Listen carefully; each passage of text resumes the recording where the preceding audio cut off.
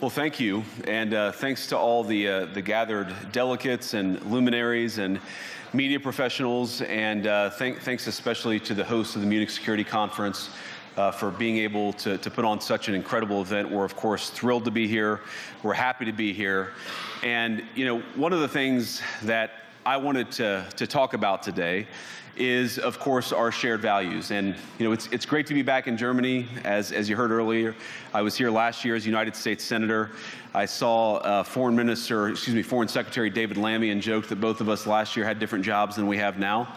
But now it's time for all of our countries, for all of us who have been fortunate enough to be given political power by our respective peoples, to use it wisely to improve their lives. And I want to say that, you know, I was fortunate in my time here to spend some time outside the walls of this conference over the last 24 hours. And I've been so impressed by the hospitality of the people, even as, of course, as they're reeling from yesterday's horrendous attack. And the first time I was ever in Munich was with my wife, actually, who's here with me today, on a personal trip. And I've always loved the city of Munich, and I've always loved its people. And I just want to say that we're very moved, and our thoughts and prayers are with Munich and everybody affected by the evil inflicted on this beautiful community. We're thinking about you, we're praying for you, and we will certainly be rooting for you in the days and weeks to come. Now,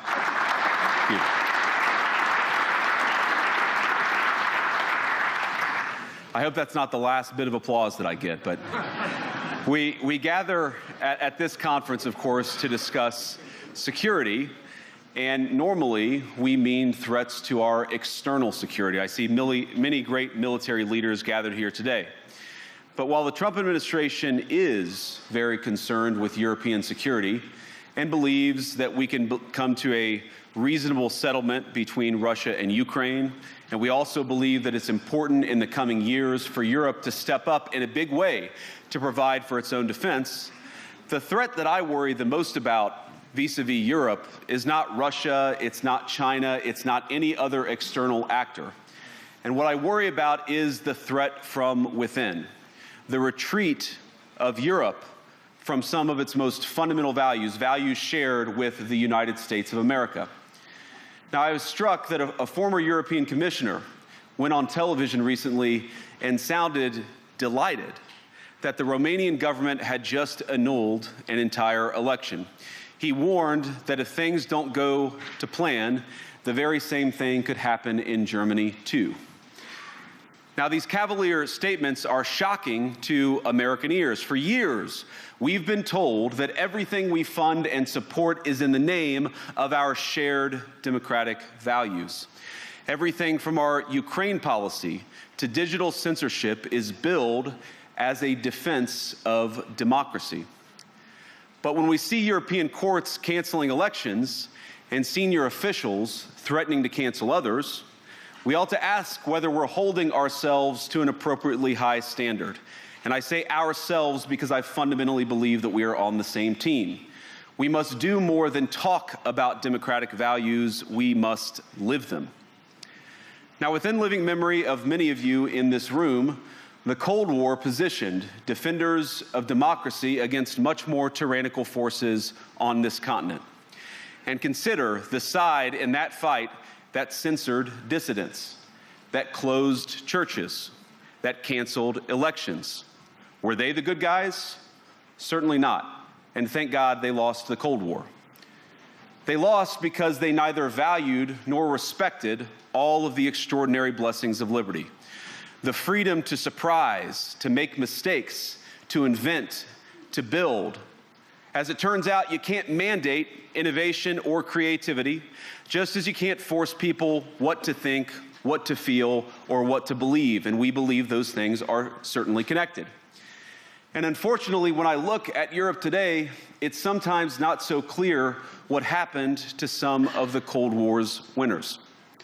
I look to Brussels, where EU commissars warn citizens that they intend to shut down social media during times of civil unrest the moment they spot what they've judged to be, quote, hateful content. Or to this very country, where police have carried out raids against citizens suspected of posting anti-feminist comments online as part of, quote, combating misogyny on the internet, a day of action. I look to Sweden, where 2 weeks ago the government convicted a Christian activist for participating in Koran burnings that resulted in his friend's murder. And as the judge in his case chillingly noted, Sweden's laws to supposedly protect free expression do not, in fact, grant, and I'm quoting, a free pass to do or say anything without risking offending the group that holds that belief. And perhaps most concerningly, I look to our very dear friends, the United Kingdom, where the backslide away from conscience rights has placed the basic liberties of religious Britons in particular in the crosshairs.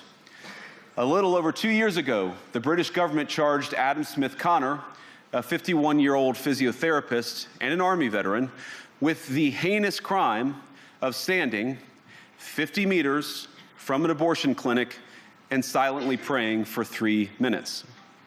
Not obstructing anyone, not interacting with anyone, just silently praying on his own. And after British law enforcement spotted him and demanded to know what he was praying for, Adam replied simply, it was on behalf of the unborn son he and his former girlfriend had aborted years before. Now, the officers were not moved. Adam was found guilty of breaking the government's new buffer zones law, which criminalizes silent prayer and other actions that could influence a person's decision within 200 meters of an abortion facility. He was sentenced to pay thousands of pounds in legal costs to the prosecution. Now, I wish I could say that this was a fluke, a one-off crazy example of a badly written law being enacted against a single person. But no, this last October, just a few months ago, the Scottish government began distributing letters to citizens whose houses lay within so-called safe access zones, warning them that even private prayer within their own homes may amount to breaking the law. Naturally, the government urged readers to report any fellow citizen suspected guilty of thought crime. In Britain and across Europe, free speech, I fear, is in retreat.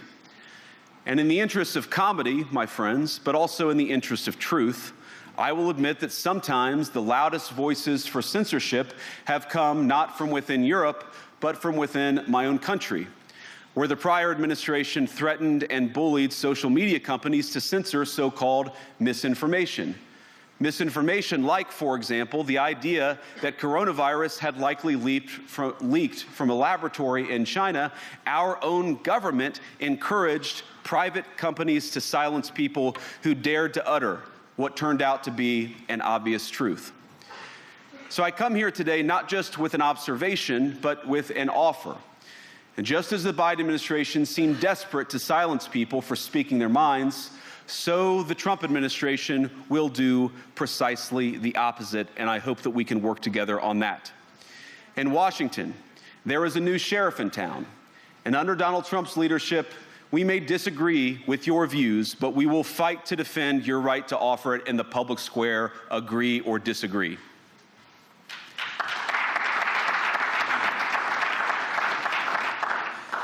Now, we're at the point, of course, that the situation has gotten so bad that this December, Romania straight up canceled the results of a presidential election based on the flimsy suspicions of an intelligence agency and enormous pressure from its continental neighbors. Now, as I understand it, the argument was that Russian disinformation had infected the Romanian elections. But I'd ask my European friends to have some perspective. You can believe it's wrong for Russia to buy social media advertisements to influence your elections. We certainly do. You can condemn it on the world stage even. But if your democracy can be destroyed with a few $100,000 of digital advertising from a foreign country, then it wasn't very strong to begin with.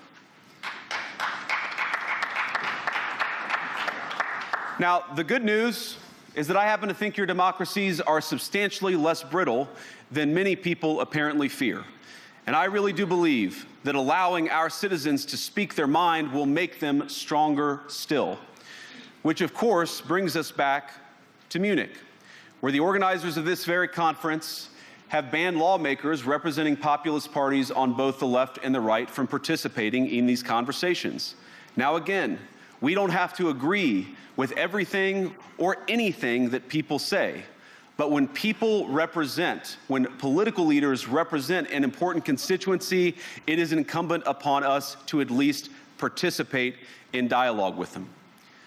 Now, to many of us on the other side of the Atlantic, it looks more and more like old entrenched interests hiding behind ugly Soviet-era words like misinformation and disinformation, who simply don't like the idea that somebody with an alternative viewpoint might express a different opinion or, God forbid, vote a different way or, even worse, win an election. Now, this is a security conference, and I'm sure you all came here prepared to talk about how exactly you intend to increase defense spending over the next few years in line with some new target. And that's great, because as President Trump has made abundantly clear, he believes that our European friends must play a bigger role in the future of this continent. We don't think, you hear this term, burden sharing, but we think it's an important part of being in a shared alliance together that the Europeans step up while America focuses on areas of the world that are in great danger. But let me also ask you, how will you even begin to think through the kinds of budgeting questions if we don't know what it is that we're defending in the first place? I've heard a lot already in my conversations, and I've had many, many great conversations with many people gathered here in this room.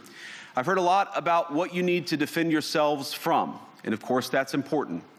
But what has seemed a little bit less clear to me, and certainly I think to many of the citizens of Europe, is what exactly it is that you're defending yourselves for. What is the positive vision that animates this shared security compact that we all believe is so important? And I believe deeply that there is no security if you are afraid of the voices, the opinions, and the conscience that guide your very own people. Europe faces many challenges, but the crisis this continent faces right now, the crisis I believe we all face together, is one of our own making. If you're running in fear of your own voters, there is nothing America can do for you. Nor, for that matter, is there anything that you can do for the American people who elected me and elected President Trump. You need democratic mandates to accomplish anything of value in the coming years. Have we learned nothing that thin mandates produce unstable results? But there is so much of value that can be accomplished with the kind of democratic mandate that I think will come from being more responsive to the voices of your citizens. If you're going to enjoy competitive economies, if you're going to enjoy affordable energy and secure supply chains, then you need mandates to govern, because you have to make difficult choices to enjoy all of these things. And of course, we know that very well in America.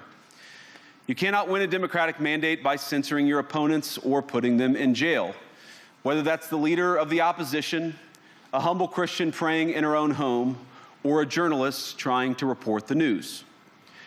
Nor can you win one by disregarding your basic electorate on questions like who gets to be a part of our shared society. And of all the pressing challenges that the nations represented here face, I believe there is nothing more urgent than mass migration. Today, almost 1 in 5 people living in this country moved here from abroad. That is, of course, an all-time high. It's a similar number, by the way, in the United States, also an all-time high. The number of immigrants who entered the EU from non-EU countries doubled between 2021 and 2022 alone, and of course it's gotten much higher since. And we know the situation, it didn't materialize in a vacuum. It's the result of a series of conscious decisions made by politicians all over the continent and others across the world over the span of a decade. We saw the horrors wrought by these decisions yesterday in this very city. And of course, I can't bring it up again without thinking about the terrible victims who had a beautiful winter day in Munich ruined. Our thoughts and prayers are with them and will remain with them. But why did this happen in the first place? It's a terrible story, but it's one we've heard way too many times in Europe and unfortunately too many times in the United States as well. An asylum seeker, often a young man in his mid-20s, already known to police, rams a car into a crowd and shatters a community. How many times must we suffer these appalling setbacks before we change course and take our shared civilization in a new direction? No voter on this continent went to the ballot box to open the floodgates to millions of unvetted immigrants. But you know what they did vote for? In England, they voted for Brexit, and agree or disagree, they voted for it. And more all over Europe, they're voting for political leaders who promise to put an end to out-of-control migration. Now, I happen to agree with a lot of these concerns, but you don't have to agree with me. I just think that people care about their homes, they care about their dreams, they care about their safety and their capacity to provide for themselves and their children. And they're smart. I think this is one of the most important things I've learned in my brief time in politics. Contrary to what you might hear a couple mountains over in Davos, the citizens of all of our nations don't generally think of themselves as educated animals or as interchangeable cogs of a global economy. And it's hardly surprising that they don't want to be shuffled about or relentlessly ignored by their leaders. And it is the business of democracy to adjudicate these big questions at the ballot box. I believe that dismissing people, dismissing their concerns, or worse yet, shutting down media, shutting down elections, or shutting people out of the political process protects nothing. In fact, it is the most surefire way to destroy democracy. And speaking up and expressing opinions isn't election interference. Even when people express views outside your own country, and even when those people are very influential. And trust me, I say this with all humor, if American democracy can survive 10 years of Greta Thunberg scolding, you guys can survive a few months of Elon Musk. But what no democracy, American, German, or European, will survive is telling millions of voters that their thoughts and concerns, their aspirations, their pleas for relief are invalid or unworthy of even being considered. Democracy rests on the sacred principle that the voice of the people matters. There's no room for firewalls. You either uphold the principle or you don't. Europeans, the people, have a voice. European leaders have a choice. And my strong belief is that we do not need to be afraid of the future. You can embrace what your people tell you, even when it's surprising, even when you don't agree. And if you do so, you can face the future with certainty and with confidence, knowing that the nation stands behind each of you. And that, to me, is the great magic of democracy. It's not in these stone buildings or beautiful hotels. It's not even in the great institutions that we have built together as a shared society. To believe in democracy is to understand that each of our citizens has wisdom and has a voice. And if we refuse to listen to that voice, even our most successful fights will secure very little. As Pope John Paul II, in my view, one of the most extraordinary champions of democracy on this continent or any other, once said, "Do not be afraid." We shouldn't be afraid of our people, even when they express views that disagree with their leadership. Thank you all. Good luck to all of you. God bless you.